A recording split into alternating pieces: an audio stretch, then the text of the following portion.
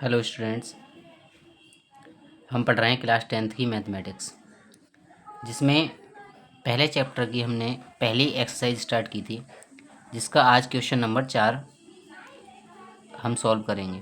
और इससे पहले क्वेश्चन नंबर 3 तक हम पहले ही सॉल्व कर चुके हैं। जिस किसी ने भी पहले वाली वीडियो नहीं देखी है वो प्ले लिस्ट में जा कर के देख सकता है। तो आज हम क्वेश्चन नंबर 4 सॉल्व करते हैं। इसका क्वेश्चन नंबर 4 में क्या दे रखा है हमारे लिए? हमें दे रखा है HCF ऑफ 306, 657। इसका मतलब ये हुआ कि हमारे पास एक नंबर है 306 और दूसरा नंबर है 657। इन दोनों का जो HCF है वो है 9 और जो LCM है 306 और 657, इनका LCM हमें ज्ञात करना है। तो हम जानते हैं कि HCF ऑफ A, B यानी A और B का HCF गुणा A और B का LCM ऑफ A, B। इन दोनों का कोई दो संख्याएं अगर हमारे लिए A और B दे रखी हैं तो उनका जो LCM और HCF का गुणनफल होता है वो उन दोनों संख्याओं के गुणनफल के बराबर होता है। फार्मूला हमने पढ़ा है कि दो संख्याओं का गुणनफल बराबर होता है LCM गुणा HCF। तो ये वही फार्मूला है। हमारे पास A और B कोई दो नंबर हैं जिनका गुणनफल उनके HCF और LCM के इक्वल होगा। अब हमने क्या काम किया, यहाँ पर A की जगह 306 और B की जगह 657 लगा दिया। तो A की जगह 306, जहाँ भी A होगा वहाँ 306 और जहाँ पर भी B होगा वहाँ 657 लगा देना है।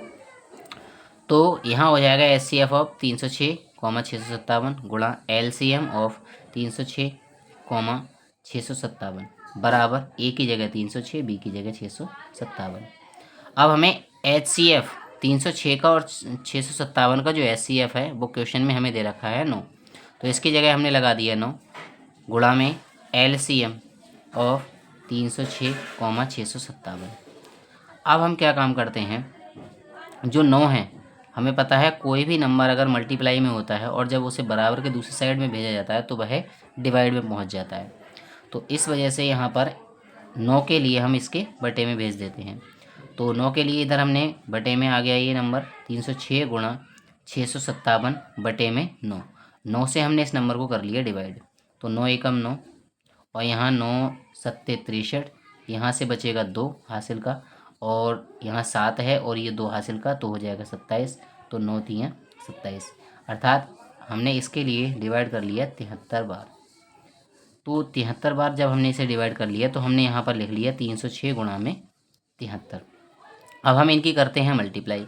इनकी जब मल्टीप्लाई करेंगे तो आएगी 22,338। किस प्रकार से, हम यहाँ पर मल्टीप्लाई कर लेते हैं इनकी। 3 छंग 18 हासिल 1, तो यहाँ 1 आ जाएगा।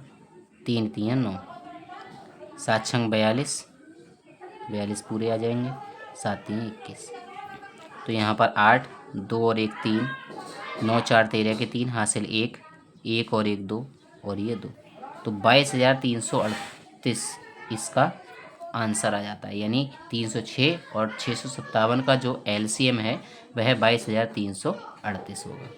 ठीक, तो इस प्रकार से ये क्वेश्चन नंबर 4 का सॉल्यूशन हो जाता है। अब बात करते हैं क्वेश्चन नंबर 5 की। क्वेश्चन नंबर 5 क्या कहता है? क्वेश्चन नंबर 5 में ये कहा गया है हमसे कि जांच कीजिए कि क्या किसी प्राकृतिक संख्या n कोई प्राकृतिक संख्या है जिसके लिए संख्या 6 की पावर n अंक 0 पर समाप्त हो सकती है। वो ये कहना है कि जो 6 की पावर n दे रखा है, इस संख्या में n की कोई ऐसी वैल्यू है जिसको रखने पर 6 जो होगा वह 0 पर समाप्त होगा, मतलब जिसका इकाई अंक 0 होगा। तो हमें ये चेक करना है। तो सबसे पहले मैं एक नोट बता देता हूँ आपके लिए। वही संख्या 0 पर समाप्त होती है जिसके फैक्टर 2 और 5 आते हैं। यानी कि कोई भी संख्या हमें दे रखी है, उसके जब हम अभाज्य गुणनखंड करें और अभाज्य गुणनखंड करने के बाद उसके अभाज्य गुणनखंड में 2 और 5 दोनों ही नंबर अगर आते हैं तो वो संख्या 0 पर समाप्त होती है, चाहे उसकी पावर कुछ भी हो। ठीक, तो इसी बेस पर हम इस क्वेश्चन का सल्यूशन करते हैं। तो सल्यूशन कुछ नहीं है, बस आपको 2 लाइनें ही याद रखनी है, कुछ नहीं, कि यहाँ पर किसी प्राकृतिक संख्या n के लिए अगर हम देखते हैं कि अगर कोई प्राकृतिक संख्या मान लीजिए n है और n के लिए अगर यदि 6 की पावर n 0 पर समाप्त होती है तो उसके अभाज्य गुणनखंड में 2 और 5 आने चाहिए। बस ये लाइन आपको यहाँ पर याद रखनी होगी। सिंपल है कि यहाँ पर आपको बस इतना ही लिखना है कि अगर कोई संख्या n ऐसी है जिसके लिए 6 की पावर n 0 पर समाप्त होती है तो उसके अभाज्य गुणनखंड में, तो जो संख्या है उस संख्या के अभाज्य गुणनखंड में 2 और 5 होने चाहिए। तो जब होने चाहिए, लेकिन हमने यहाँ देखते हैं कि जब 6 की पावर n के हम फैक्टर करते हैं तो 6 की पावर n के फैक्टर होते हैं 2 की पावर n गुणा में 3 की पावर n। लेकिन यहाँ पर हमने देखा इसके फैक्टर जो है 2 और 3 है, लेकिन इसके फैक्टर में 5 नहीं है। तो इसलिए हम यहाँ पर कह सकते हैं कि 6 की पावर n बराबर 2 की पावर n गुणा 3 की पावर n में 2 तो आता है परंतु 5 नहीं आता, 5 नहीं आता। लेकिन अगर 0 पर यह संख्या समाप्त हो सकती थी तो इसके फैक्टर में 2 और 5 दोनों का ही आना कंपलसरी है। तो यहाँ इसके फैक्टर में 2 तो आ रहा है लेकिन 5 नहीं आ रहा है। इसलिए हम ये कह सकते हैं कि कोई संख्या n ऐसी नहीं है, कोई भी संख्या n ऐसी नहीं है जिसके लिए 6 की पावर n 0 पर समाप्त हो। ठीक है, तो बस यही इसका आंसर हो जाता है कि कोई भी संख्या ऐसी नहीं है जिसके लिए 6 की पावर n 0 पर समाप्त होगी। कभी भी यहाँ पर n की कोई भी वैल्यू अगर हम रख दें लेकिन फिर भी वो संख्या 0 पर समाप्त कभी नहीं होगी, क्योंकि इसके फैक्टर में 2 तो आता है परंतु 5 नहीं। और अगर ये दोनों नंबर ही किसी के फैक्टर में आते हैं तो वही संख्या 0 पर समाप्त होती है। तो यहाँ पर आपको एक नोट याद रखना है इस क्वेश्चन को सॉल्व करने के लिए। तो नोट ये है कि यदि किसी संख्या के अभाज्य गुणनखंड में 2 और 5 दोनों अंक आए, 2 और 5 दोनों ही अंक आए, ठीक है, तो वह संख्या 0 पर समाप्त होगी। सिंपल, आपको ये याद रखना है, किसी भी संख्या के अगर अभाज्य गुणनखंड में 2 और 5 दोनों ही आते हैं तो वो संख्या 0 पर समाप्त होती है। ठीक है, तो इस तरीके से आपको ये लाइन याद रखनी है। तो ये इस क्वेश्चन का सलूशन हो जाएगा। इसके बाद हम देखते हैं क्वेश्चन नंबर 6।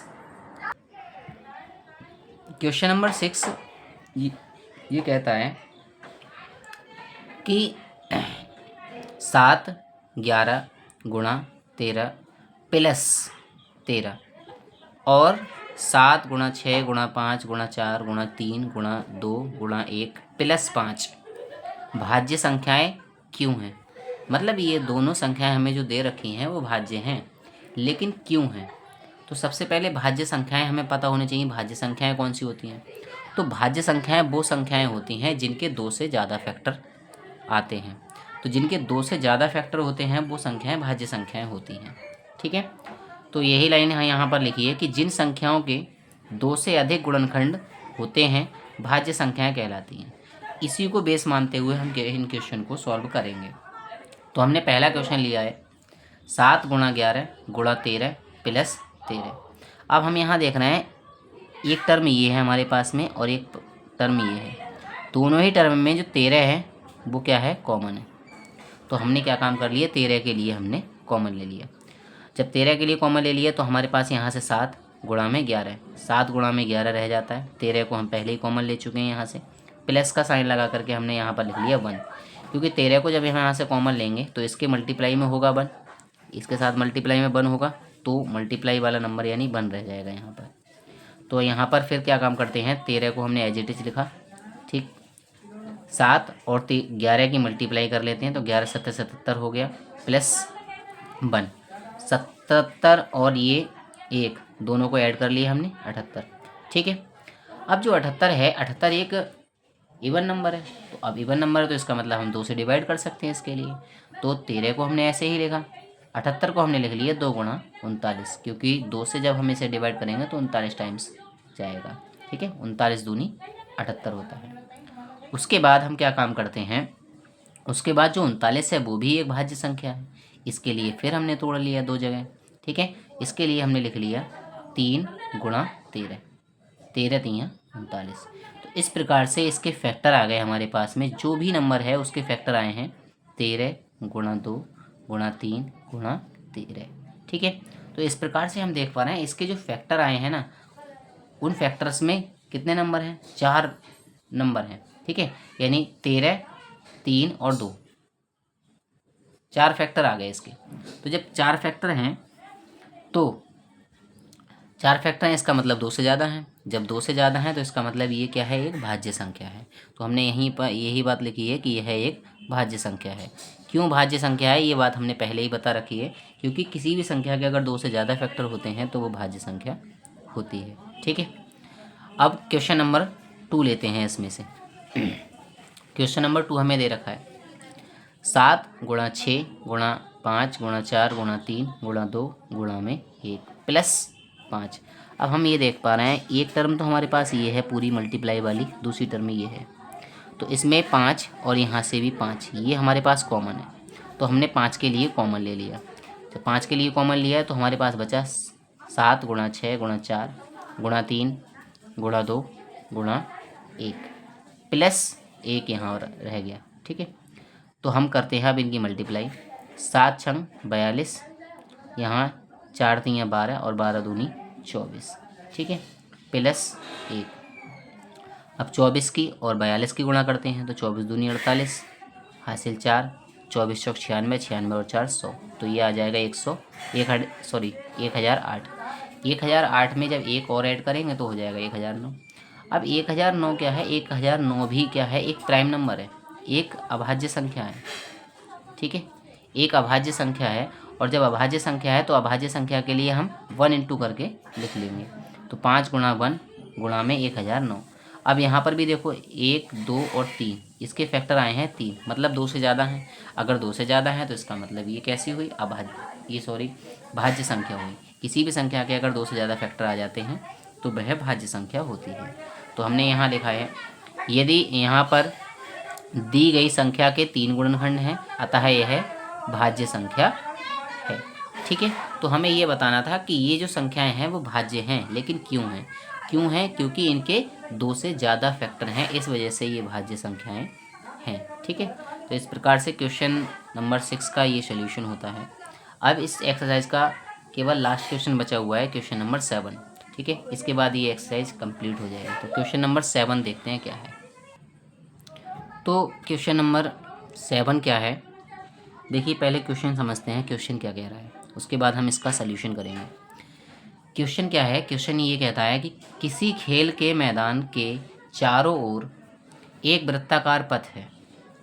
इस मैदान का एक चक्कर लगाने में सोनिया को 18 मिनट लगते हैं, जबकि इसी मैदान का एक चक्कर लगाने में रवि को 12 मिनट लगते हैं। मान लीजिए वे दोनों एक ही स्थान और एक ही समय पर चलना प्रारंभ करके एक ही दिशा में चलते हैं। कितने समय बाद वे पुनः प्रारंभिक स्थान पर मिलेंगे। देखो पूरा क्वेश्चन ये कहता है कि एक खेल का मैदान है जिसके चारों ओर क्या है, एक गोल चक्कर लगाने के लिए वृत्ताकार पथ है। तो उस मैदान के चारों ओर चक्कर लगाने के लिए जब सोनिया एक चक्कर लगाती है तो उसके लिए 18 मिनट का समय लगता है, और जब रवि एक चक्कर लगाता है तो उसे 12 मिनट का समय लगता है। तो क्वेश्चन में ये कहा गया है, अगर दोनों लोग सोनिया और रवि अगर एक साथ एक ही दिशा में और एक ही समय पर अगर चलें तो कितने समय के बाद वे दोबारा उसी जगह पर एक साथ मिलेंगे। तो इस क्वेश्चन को करने के लिए पहले हमें क्वेश्चन को समझना होगा, क्वेश्चन किस प्रकार से कहना चाह रहा है। तो इस क्वेश्चन को समझते हैं हम पहले। सोनिया को एक चक्कर पूरा करने का जो समय है वह है 18 मिनट, और रवि को एक चक्कर पूरा करने में जो समय लग रहा है वो है 12 मिनट। अब ये एक वृत्ताकार मैदान है, वृत्ताकार पथ है। अगर इस पथ पर मान लीजिए ये स्टार्टिंग पॉइंट है, यहाँ पर सोनिया और रवि दोनों हैं, दोनों ही इस डायरेक्शन में ये चलना प्रारंभ करते हैं। सोनिया जब अपना एक चक्कर पूरा करती है तो उसके लिए कुल मिलाकर 18 मिनट का समय लगता है, और जब रवि अपना एक चक्कर पूरा करता है तो उसे 12 मिनट का समय लगता है। इसका मतलब ये हुआ कि रवि जो है तेज़ चल रहा है, इस वजह से उसके लिए समय कम लग रहा है। इसका मतलब ये हुआ कि दोनों ने अपना एक एक चक्कर पूरा कर लिया। सोनिया ने 18 मिनट में और रवि ने 12 मिनट में। अब सोनिया जब दूसरा चक्कर लगाएगी तो दूसरा चक्कर जब तक वो पूरा करेगी तब तक उसके लिए 18 और 18 36 मिनट हो जाएंगे। जबकि रवि जब अपना दूसरा चक्कर पूरा करेगा तो उसे 12 और 12 मिनट, ये उसे केवल 24 मिनट होंगे। अब 24 मिनट होंगे तो अगला जब वो चक्कर लगाएगा तो उसके लिए हो जाएंगे 36 मिनट।